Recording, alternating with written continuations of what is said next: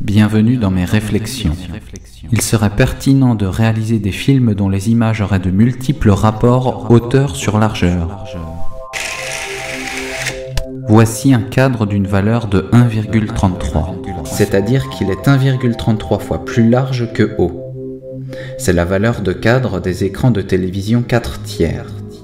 En effet, 4 divisé par 3 donne 1,33. Voici le cadre 1,77. Il est 1,77 fois plus large que haut. C'est la valeur de cadre des écrans 16/9. Voici le cadre 2,39. C'est la valeur de cadre des films en cinémascope.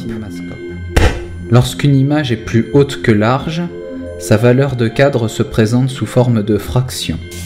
Voici un cadre 1 sur 1,33 qui est 1,33 fois plus haut que large. Et enfin, le cadre 1 est aussi haut que large. C'est un carré parfait. C'est vraiment sans concession. En dessin, il existe une infinité de valeurs de cadres. Il y a des cadres de type paysage, c'est-à-dire plus large que haut. Il y a des cadres de type portrait, c'est-à-dire plus haut que large.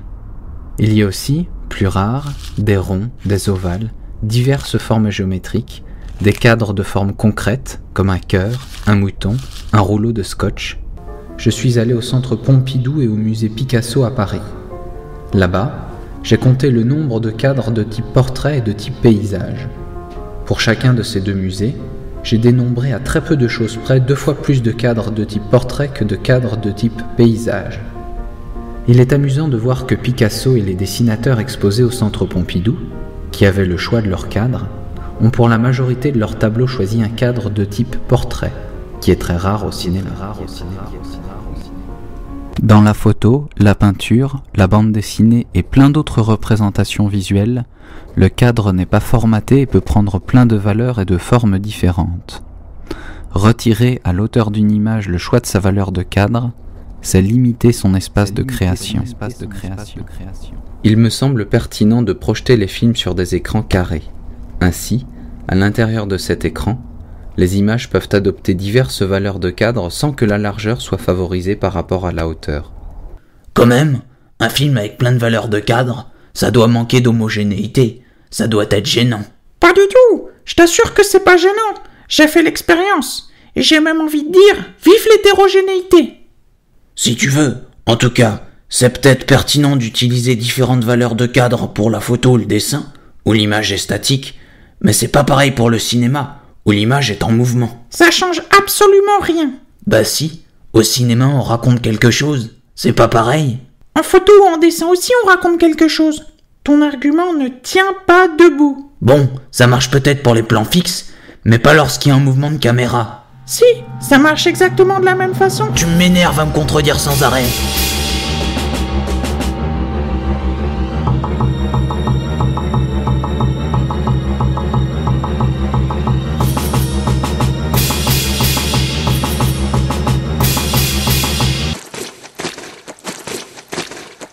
C'est encore loin? Tais-toi et avance.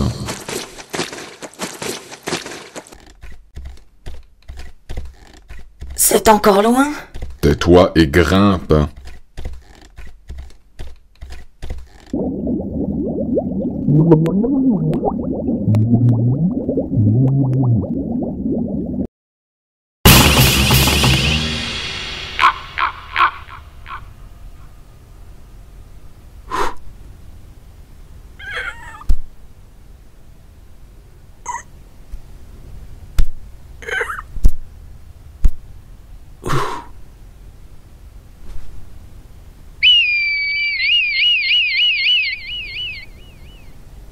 En 2008, les films ont généralement une seule valeur de cadre et leurs images sont beaucoup plus larges que hautes. Comment sommes-nous arrivés là ? Pour bien comprendre ce qui suit, il est important de savoir comment fonctionne le mécanisme de projection d'un film. Un projecteur envoie de la lumière à travers une pellicule sur laquelle se trouvent des images. La lumière, donc l'image de la pellicule, est réceptionnée sur un écran. Projetées les unes après les autres, les images créent un mouvement sur l'écran. Il est aussi important de savoir comment fonctionne le mécanisme d'enregistrement d'un film. Ce mécanisme est assez similaire à celui de projection. Pour enregistrer un film, il faut une caméra dans laquelle se trouve de la pellicule. La lumière entre par l'objectif et va s'imprimer sur la pellicule. La pellicule se déplace et l'image suivante s'imprime à son tour. Voyons les principales valeurs de cadre ayant existé, les raisons de leur apparition, celles de leur persistance et celles de leur disparition.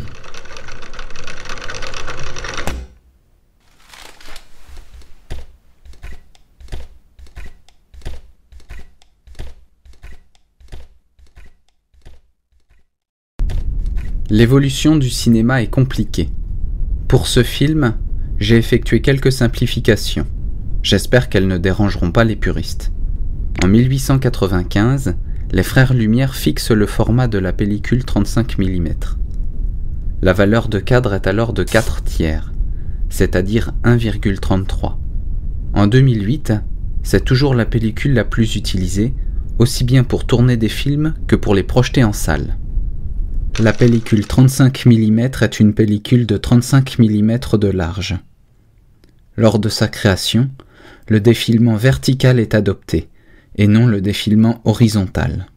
Puisque le défilement est vertical, les perforations, qui assurent l'entraînement de la pellicule, sont placées de chaque côté de l'image.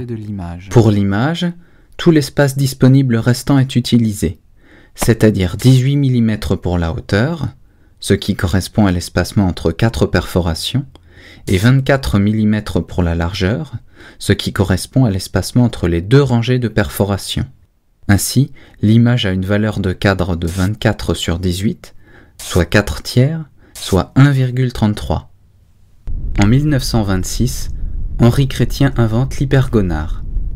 L'hypergonard est un instrument optique qui permet l'anamorphose, c'est-à-dire la modification des proportions de l'image dans un seul sens. Prenons une image et plaçons un hypergonard devant. Ici, l'image subit une anamorphose. Elle est compressée horizontalement sans l'être verticalement. En 1927, le cinéma devient parlant. Cela provoque un changement de valeur de cadre qui passe de 1,33 à 1,25. Sur la pellicule, à côté de l'image, il faut faire place à une piste sonore optique. Cela réduit la largeur disponible pour l'image. La hauteur de l'image reste de 18 mm, mais la largeur est réduite à 22,5 mm. La nouvelle valeur de cadre est de 22,5 divisé par 18, c'est-à-dire 1,25. Ce format n'est exploité que de 1927 à 1932. En 1929, le format 1,25 des premiers films sonores étant considéré inesthétique car trop carré, l'Académie des arts et des sciences du cinéma apporte des modifications à la pellicule 35 mm. Ainsi, les images des films ont une valeur de cadre de 1,375. La hauteur de l'image est réduite à 16 mm et la largeur à 22 mm. La nouvelle valeur de cadre est de 22 divisé par 16, c'est-à-dire 1,375. Le format 1,37 est alors reconnu officiellement comme étant le standard de l'industrie. En 1931, un film utilisant l'hypergonard est projeté au cours des Journées nationales du cinéma sur les Champs-Élysées. Comment fonctionne l'hypergonard ? Voici une caméra avec un objectif et de la pellicule. Une image est filmée et s'imprime sur la pellicule. Ajoutons un hypergonard devant l'objectif. L'hypergonard anamorphose l'image. En effet, sur la pellicule, l'image est compressée dans le sens horizontal. Cela permet de filmer une image plus large. Au moment de la projection, un projecteur envoie de la lumière à travers la pellicule et ainsi projette son image sur un écran. Sans hypergonard, l'image projetée sur l'écran est déformée. Pour rétablir les bonnes proportions, il suffit de placer un hypergonard dans le faisceau de lumière. L'image est étirée dans le sens horizontal. La valeur de cadre de l'image est augmentée. Une autre projection publique a lieu lors de l'exposition internationale de 1937 à Paris. La projection géante a lieu tous les soirs sur le mur extérieur d'un bâtiment, formant un écran de 60 mètres de longueur sur 10 mètres de hauteur. Une image format standard est projetée au milieu de l'écran lorsqu'il s'agit de montrer, non de vastes paysages, mais un plan plus rapproché. 1952 est le début des gros bouleversements pour la valeur de cadre au cinéma. Jusqu'alors, seuls des formats très proches du 4/3 avaient existé. C'est sur le point de changer. 1952, c'est la crise hollywoodienne. Le chômage dans l'ensemble de l'industrie est estimé à 80%. Chaque Américain va en moyenne 38 fois par an au cinéma en 1946. En 1952, il ne s'y rend plus que 18 fois. Quelle est la cause de cette crise ? Cette crise est essentiellement due à la concurrence de la télévision, qui est devenue très populaire aux États-Unis.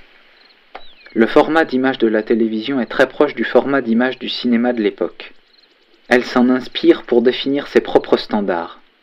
1,33 pour la télévision contre 1,37 pour le cinéma. La différence n'est quasiment pas visible. Mais il y a une chose que la télévision ne peut pas restituer sur sa petite lucarne. Le grand spectacle. Hollywood en conclut que la réaction de défense contre la télévision doit être d'ordre spectaculaire. Des thérapies sont donc expérimentées dans ce sens. Ainsi, le cinérama est présenté à New York. Ce procédé nécessite l'emploi de 3 caméras lors du tournage et de 3 projecteurs lors de la projection. 3 images sont ainsi projetées sur un écran légèrement courbé. Le cinérama rencontre un vrai succès auprès des spectateurs. Il est cependant très dur à mettre en place et les problèmes de jointure entre images sont impossibles à éliminer complètement. Trop cher et trop complexe, le cinérama ne perdure pas. La 3D est également expérimentée. L'effet 3D est rendu possible grâce à des lunettes polarisantes portées par les spectateurs. Mais ce film est tout plat. Mettons les lunettes. La 3D rencontre un vrai succès auprès des spectateurs. Cependant, l'augmentation du coût d'exploitation et la gêne occasionnée par le port de lunettes le compromet. De plus, l'effet de surprise des premières minutes de projection passées, le spectateur oublie vite le relief. Sauf si... Fin 1952, à la vue du succès des images panoramiques du cinérama, la direction de la Fox cherche comment produire facilement de telles images. L'hypergonar semble le permettre. La Fox retrouve ainsi la trace de son inventeur, Henri Chrétien. 1953. Dans une lettre du 27 janvier, Daryl Zanuck, le chef de la production de la Fox, écrit « Je suis absolument convaincu que notre système français de grand écran va partout avoir un énorme effet sur l'audience et que c'est une avancée majeure pour l'industrie. » 2 jours plus tard, les dirigeants de la Fox décident de lancer le procédé de Chrétien sous le nom de Cinémascope.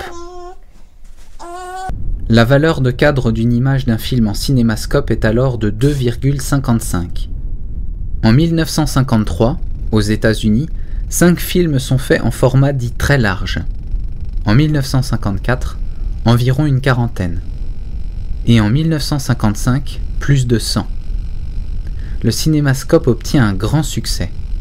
En 2008, il est très présent et ne semble pas sur le point de disparaître. L'année 1953 voit aussi apparaître les formats dits panoramiques. Le 1,85, qui va devenir le standard américain, le 1,77, qui va devenir le standard italien, et le 1,66, qui va devenir le standard européen. Ces formats sont obtenus en diminuant la hauteur de l'espace disponible pour l'image sur la pellicule.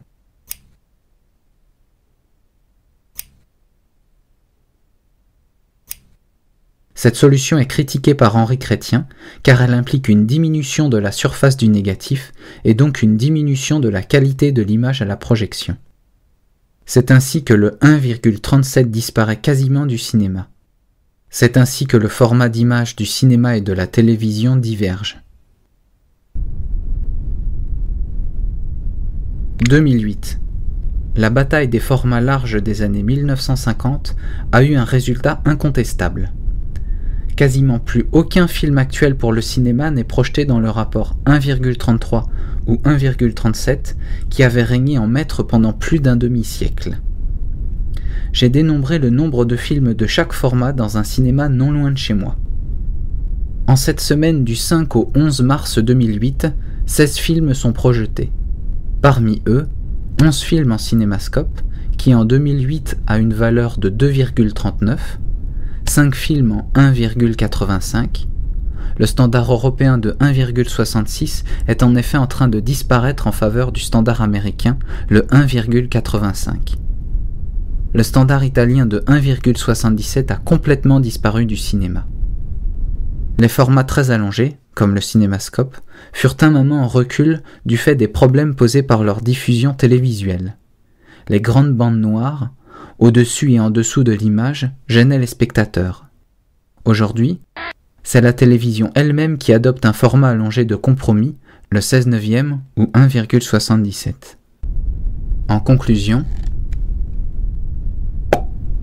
pour combattre la télévision, l'industrie du cinéma décide qu'il faut que le cinéma devienne spectaculaire. Dans ce but, l'écran large est créé. Pourtant, le spectaculaire ne provient pas de la valeur du cadre de l'image, mais de sa taille. En adoptant l'écran large, les télévisions 16/9 contribuent à faire oublier ce que le cinémascope et les autres procédés d'écran large avaient essentiellement apporté au spectacle cinématographique: l'espace. Henri Chrétien n'a-t-il pas été trahi, lui qui écrit fin 1952 à propos des films aux images panoramiques? comme résultat de nos observations personnelles, il nous semble néanmoins qu'il ne faut introduire dans un grand film qu'une proportion bien dosée d'images panoramiques. L'abus du panorama tue l'effet panoramique, tandis qu'au contraire, la présentation d'images sur un écran de format normal, qui s'ouvre de temps à autre, à bon escient, avec une scène qui a besoin d'air, qui a vraiment besoin d'un plus grand champ, produit sur les spectateurs une très forte impression.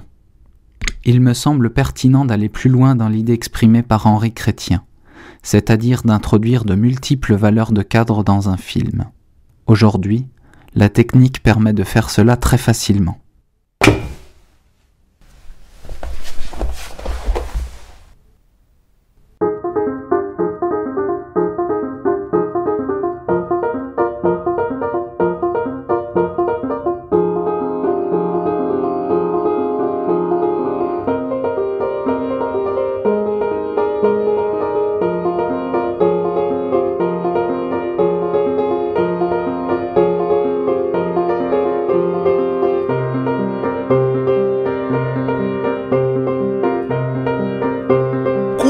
Tu vas faire ta voix off? Mais attends, ta voix elle a le charisme d'une chaussette trouée. Ça va être trop naze.